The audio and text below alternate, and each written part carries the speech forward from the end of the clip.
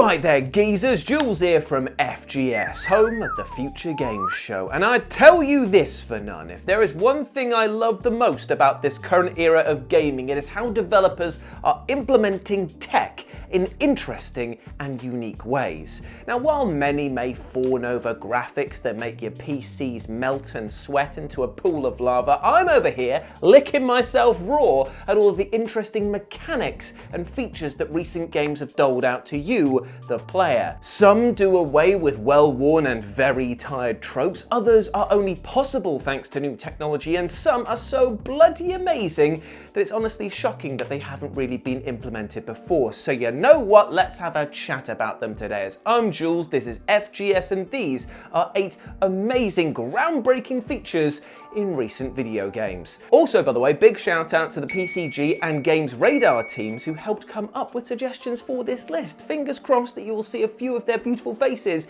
in some upcoming FGS content as well. So thank you very much. Love ya. Anyway, number 8, getting rid of quest markers, Atomfall. Okay, so we're going to start off this video with something that some gamers may find a little bit contentious, but others will feel like it's a breath of fresh, irradiated air. That being Atomfall's rather bold decision to do away with, or at the very least minimize, quest marker icons. While there is a sense of frustration that can definitely come with not knowing what to do or where to go in a video game, having your hand held so tightly that it cuts off bloody circulation is arguably even worse. And video game devs have gotten really bad with this mechanic in recent years. Like in some titles, it genuinely feels like the devs simply do not trust you to listen to a word they're saying, and therefore just signpost your next destination with enough neon signage or yellow paint to the point where it's actually a bit insulting. It's also a feature that masks some pretty bad direction or poor level design, and altogether it just breaks the immersion as you begin to wonder just how your character would know that this NPC that you're supposed to speak to is just standing here in the middle of this unmarked house. Like, it reeks of a team just unsure how to keep you engaged enough to learn your surroundings and explore naturally. Thankfully, then along comes Atomfall and says, in no uncertain terms, here's all the tools you'll need, now pay attention, idiot, and then just leaves you to it. You just have to explore towns, listen to conversations, and follow NPCs about their day-to-day activities in order to learn about and then complete certain quests. And finding each of them really does feel like emergent gameplay. And when you couple this with the need to investigate and research, and you have a real sense that you are shaping your own destiny. Plus, it will make you learn your surroundings far quicker than anything else, meaning that if somebody mentions a run-down mill, then you can recall where you spotted such a feature. Now I know, it might not be for everyone, but for those aching to stretch their mental muscles even a little bit, this is a real treat. Number 7, the follow button, Kingdom Come Deliverance II. Now I won't lie to you, friends. Something that truly pulls my pizzle in video games is when you're given an escort mission in which you can't fall behind or race too far ahead of, because apparently this game sees that as being just plain rude. Now to be fair, I guess that if one of my mates raced off to the restaurant that we were just talking about rather than just like walking with me there as soon as the front door was opened and didn't get us extra jalapeno poppers as an apology, I too would actually be a little bit miffed. But if there's one thing that us gamers hate, it is going slow, because an NPC that can't get their ass into gear is the absolute worst. Thankfully though, there is a shining light from the heavens, my friend, and it presents its beautiful self in the equally sumptuous Kingdom Come Deliverance II in the form of the follow button. With one single tap, Henry keeps pace with his companions and allows you to engage in conversations or just simply admire the beautiful landscape around you. Why isn't this a more common feature in RPGs? I cannot tell you for the life of me, but Sacra, I am so glad that it is here. Hilariously, KCD2 has so many other amazing mechanics and features, like its approach to alchemy, or blacksmithing, or its amazing combat, but you know what, it's this simple, quality of life feature that cements the experience as being one designed from the ground up with you in mind. Cheers, Warhorse, you utter legends. Number 6, race to the race. Okay, I know you've seen the evil finger temple of doom, so yes, it is that time for me to sneak an entry into this video that barely qualifies, and today is the form of Mario Kart World, which, while technically hasn't been released, is as recent as it possibly can get, because everyone and their bloody Mario Kart cow are talking about it. And you know what? While wiping the drool from my mouth watching the gameplay and then wiping the fury from my veins when I saw the price tag, I also had my interest piqued by the demonstration of MK World's Race to the Race feature. I don't think that's what it's called, but that's what I'm calling it. Here, in place of just teleporting racers to each track and then burning some rubber, now the whole gang has to power across roads and rough terrain to make it to the next race, meaning that the action never stops and the tension never drops. In short, I absolutely love the look of this feature, as it brings me all the way back to the heady highs of SSX III, of carving through that sweet powder like a first year at a house party, and then making my way to the race before then asserting my downhill dominance. And yes, to a glorious soundtrack it was indeed.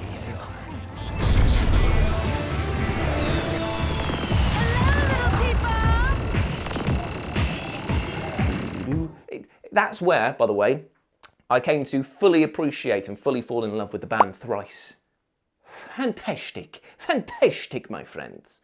It is a mechanic that is going to keep players engaged from the jump, as well as let them experience the open world nature of the title in general, which will allow them to learn the best lines and even more shortcuts. I mean, sure, it does mean that come the end of each cup you'll be absolutely exhausted, but you know what this idea also introduces? Potential. As in, what's to say that Nintendo won't remix the cup's layouts to have you driving to different tracks, thus giving an immense amount of replay to the baseline content. You could have a track that's down here in one corner of the map and then pilot them to the other end, and it could be like a marathon endurance race to even get there. That would be awesome. Now, to be fair, they've not actually announced that as being a feature, but come on, surely that is money on the table. Number 5, Dash to Defend, Metal Slug Tactics. Okay friends, I'm a little bit annoyed at you because a lot of you have been sleeping on the next game that we're going to be talking about, and I want you to promise me, look me in the eyes and promise me that you'll at least give Metal Slug Tactics a look, because not only is it a visual powerhouse ripe in charm, but it's also got an approach to roguelike tactics that is just so engaging and incredibly fun to boot. And it's also got a brilliant mechanic front and center of its combat, namely how it uses the dash mechanic to build up your defense. Now, in most other strategy games, hiding behind cover gives you a huge bonus to your defense, allowing you to weather enemy fire while taking pot shots of your own. And while the same is kind of true here in Metal Slug Tactics, you gotta say it like that, it's actually a distant second to rushing out into the line of fire. I say this because the further you move in this game, the more you build up a dodge value, which subtracts or negates damage entirely when enemies take their shots. The idea is that Metal Slug as a franchise just isn't one to sit back and smell its own farts, and so rewards you for rushing out into battle and trying to pull off the most dangerous and daring moves possible. This completely flips the script on most other strategy games, as here you're willingly exposing yourself like that one guy in the shopping centre, but instead of a beatdown by security, you're the one beating meat. That didn't come out how I intended. In short, what a brilliantly refreshing mechanic that keeps true to the spirit of the franchise and gives strategy gamers new ways to play. Number 4, Planeswalking, Chernobylite II. I tell you this for none, friends, if there's one thing that absolutely plucks my pubes, it is getting deep into an RPG only to realise come the 30th hour of playtime that my character build, for lack of better words, looked like it was built by a toddler on a juice box high, aka it's absolute garbage. Why oh why did I put all of those points into Knifey when now all my enemies are using Spoony? Car, idiots. Idiot Jules. It absolutely sucks to be locked into skills and traits that don't actually end up reflecting your playstyle. And while there are some titles out there that do offer you a chance to respec, they often do this for a price or with a limited resource that makes these decisions even harder and more tense. Therefore, it's actually quite refreshing to see Chernobylite II taking a rather different approach, as here you can switch character builds on the fly using a nifty feature called Planeswalking. This allows you to rip through time itself and enter a parallel world to inhabit another set of irradiated bones, and in turn gives you access to the skills and powers that you probably need to overcome the many, many challenges present in this wasteland. And yeah, I know what you're thinking, that this is basically a glorified version of the switching mechanic from the Lego games, and yeah, you'd be totally right. But it's actually quite incredible that we don't have an easy way to access different skills in other games in this genre. So yeah, I'm definitely counting it here. While the rest of Chernobylite II is, ropey at best, the hot swap mechanic really does free up the mental strain of having the perfect character build, especially when each of these characters can also level up and access all of their skill tree eventually. It is good times. It's a 6 out of 10 times. You know what I'm saying? Number 3, party splitting Boulderscape III. Never split the party. It is a saying as ingrained into the Dungeons & Dragons experience as whining about rolling ones while playing Adeptus Custodes is in the tabletop Warhammer experience. Oh, I should feel bad for you, should I? That your army of polished turds failed a 1 in 6 chance to obliterate my entire army? Boo-hoo, you gold-plated tit. Sorry, I'm clearly working through something there. Back on point, splitting the party in D&D is usually an utter recipe for disaster, and for good reason. For one, the group is usually comprised of members that are better at one thing than anyone else, and carving them out likely means that instead of silver lips Sam Smithers, the lovable bard, making those persuasion checks, it'll be Dunrock the easily agitated, your barbarian player, who is already reaching for their axe. All problems cannot be solved with axe. Or can they?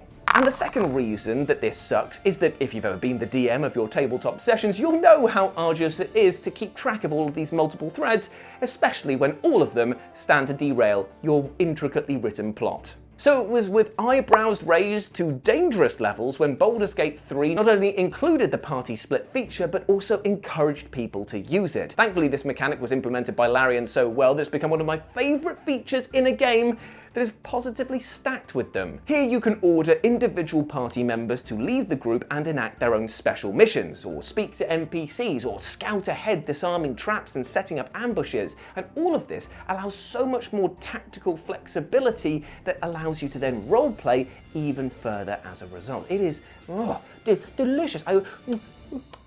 3 chef kisses for you there, mate.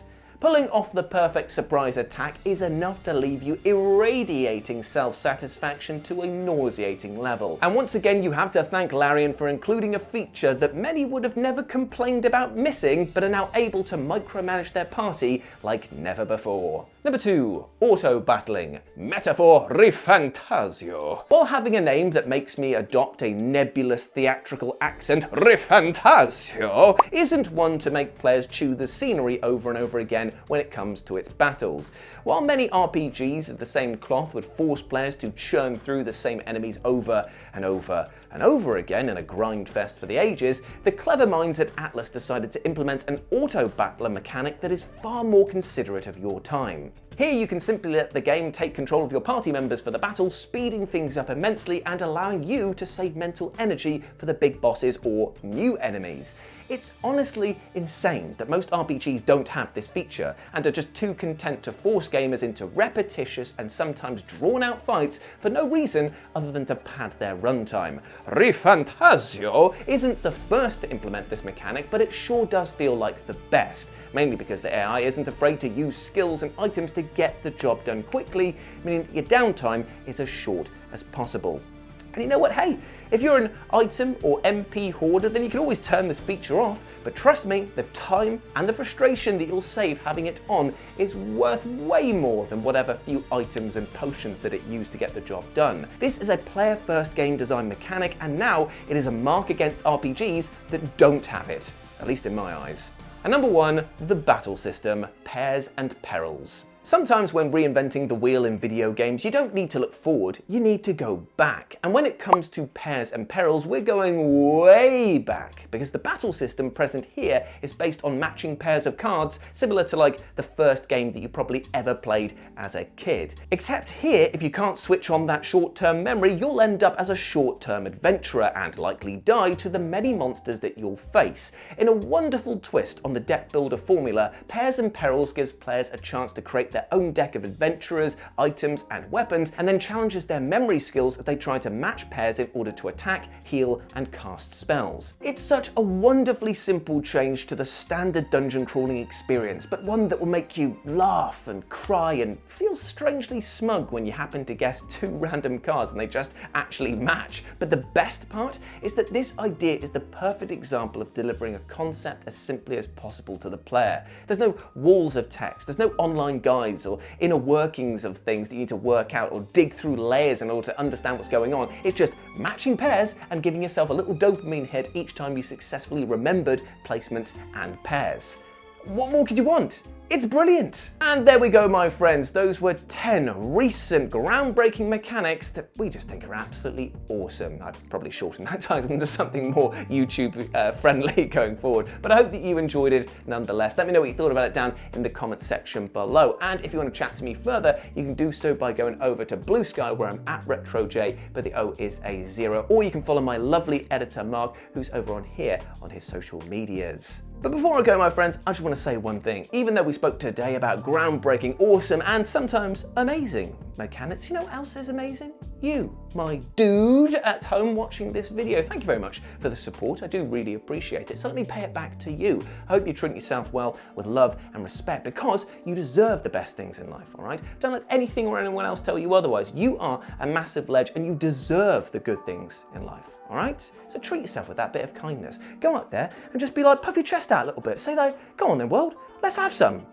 Let's have some. Maybe don't say that to people, but just think it mentally. Let's have some. Because if you do, obviously, you're just going around, you have some, probably getting your lights knocked out. But still, positivity. That's what we're doing. That's what we're hoping for, my friends. As always, I've been Jules. You have been awesome. Never forget that. I'll speak to you soon. Bye.